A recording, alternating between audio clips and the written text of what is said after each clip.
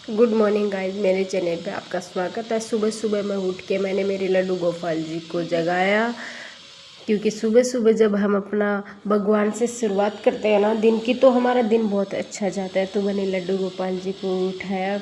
मेरे पास 2 लड्डू गोपाल, एक छोटे और बड़े। मैंने उनको जगा के उनका अच्छे से फेस वॉश किया।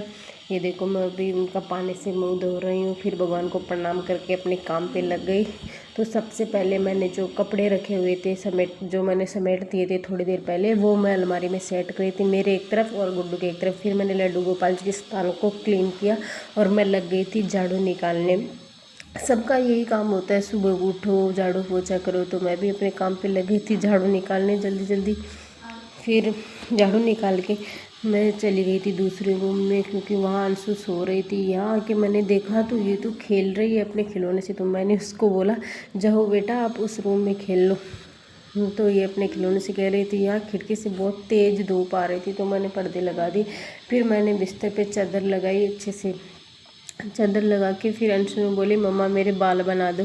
तो मैं इसके बीच में ही बाल बनाने लग गई, क्योंकि बच्चे तो बच्चे होते हैं, कुछ भी करने को बोल देते हैं। यहाँ मैंने कपड़े डाल दिए थे जो ऑलरेडी धुप गए थे, तो मैंने उसका वॉशिंग से पानी निकाल दिया था। पानी निकाल के मैं इस रूम में आके झाड़ू निकालने लग गई थी।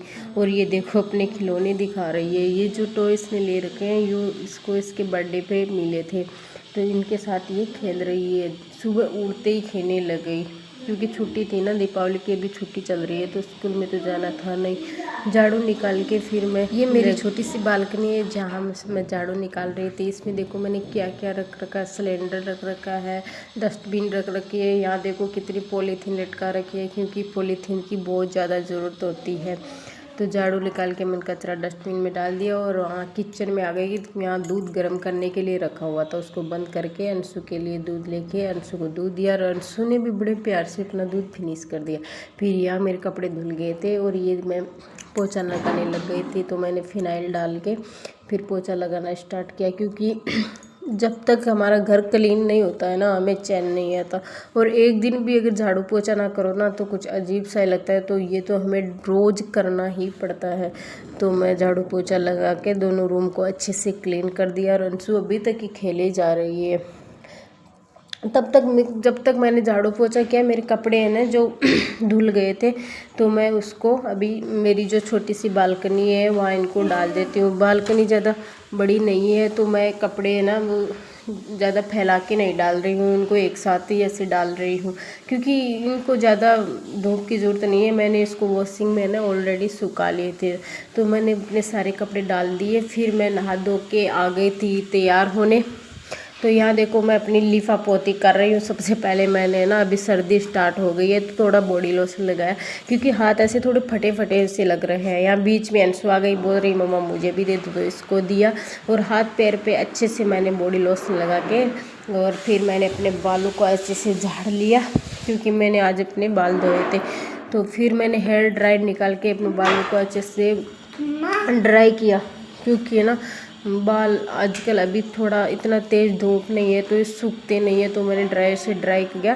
फिर मैं लग गई वापस लिपा पोती करने। तो मैंने सबसे पहले लगाया सनस्क्रीन, क्योंकि मुझे जाना था बाहर, तो सनस्क्रीन लगाना ज़रूरी था। फिर मैंने अपनी प्लाट की रजिस्ट्री भी बुक कर ली, बिंदी लगा के तैयार होके मैं आ गई थी किचन में। यहाँ आके मैंने लहसुन लिया और उसको छीलना स्टार्ट कर दिया, क्योंकि मेरे को आज बनानी थी लहसुन की चटनी, जो कि मुझे बहुत पसंद है। तो मैंने लहसुन छीलना स्टार्ट कर दिया। लहसुन छील के मेरे हाथ लगी एक छोटी सी कचरी, जिसको भी मैंने छील के इसमें डाल दिया था, क्योंकि अगर लहसुन की चटनी बनाते हो और कचरी उसमें डाल दो, तो उसका स्वाद ही कुछ अलग रहता है। और मेरी इसमें मैंने मिर्ची ऐड करके, नमक मिर्ची ऐड कर दिया। फिर मैंने मिक्सी ली और इसको पीसना स्टार्ट किया। और अंशु भी देखो यहाँ आ गई थी मुझे परेशान करने। मैंने जैसे ही मिक्सी स्टार्ट किया चलाना, ये देखो अपने कैसे कान बंद कर रही है, बोल रही मम्मा बहुत तेज़ आवाज़ आ रही है।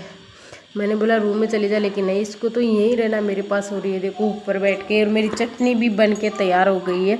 तो मैं अभी इसमें थोड़ा घी डाल के और इसको है ना गैस पे तवा रख के और उस पर रख दूँगी। फिर ये उस पर धीरे धीरे पकेगी, तो बहुत अच्छी बनेगी। वैसे तो गांव में क्या करते हैं, चूल्हे में जो आग होती है ना, खीरे जिसको बोलते हैं, उसमें रख के पकाते हैं तो बहुत अच्छी बनती है। फिर मैंने आटा, जब तक मेरी चटनी बनती है मैंने सोचा मैं आटा लगा लेती हूँ, तो मैंने आटा लगाना स्टार्ट कर दिया। और ये मैंने दुपट्टा नीचे बिछा लिया था, क्योंकि है ना आटा लगाऊंगी तो आटा इधर उधर फैलेगा नहीं।